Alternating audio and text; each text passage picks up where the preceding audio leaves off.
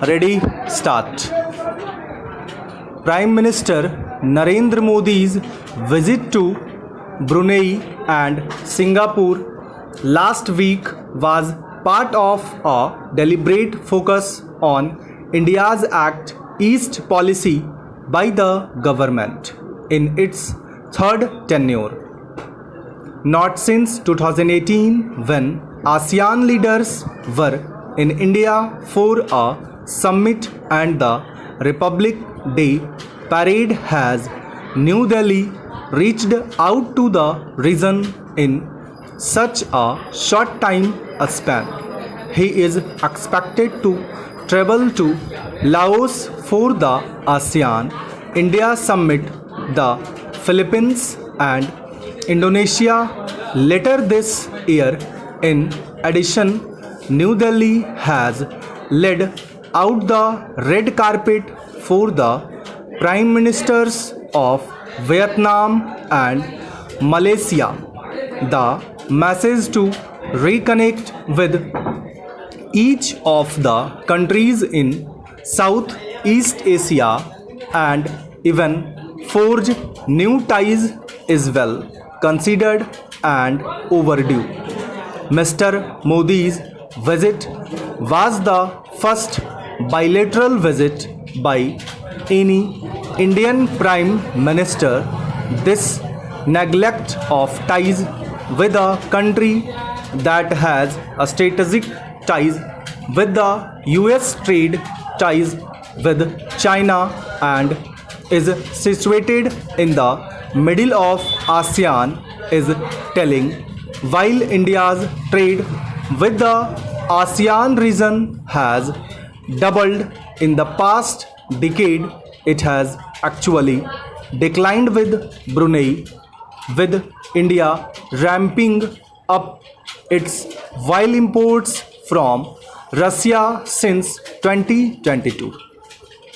The two sides do not have a strategic partnership, although the leaders discussed defense and geostrategic issues, and Mr. Modi took a veiled jab at China.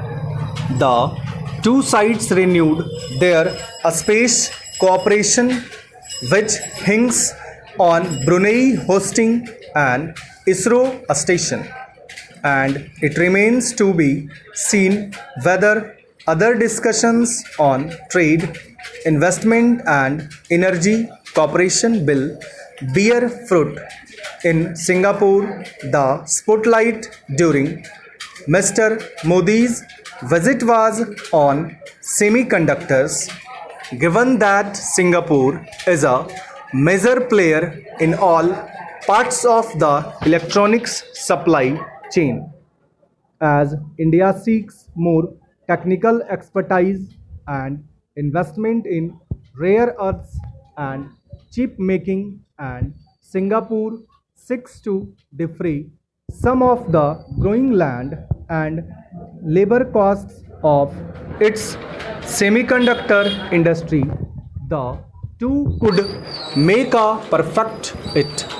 Also, de-risking the process from US, China, Taiwan tensions, American protectionist policies, and Chinese predatory practices.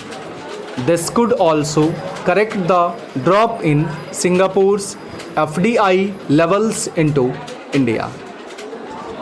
Hopes for more intense exchanges in technology, trade, and investment can be realized only if the India ASEAN engagement is more consistent.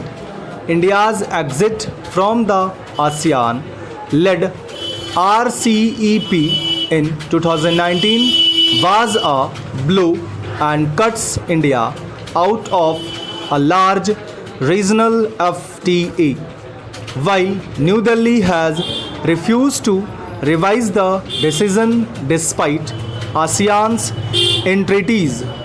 It must update the 2009 AITIZA and the 2005 CECA with Singapore.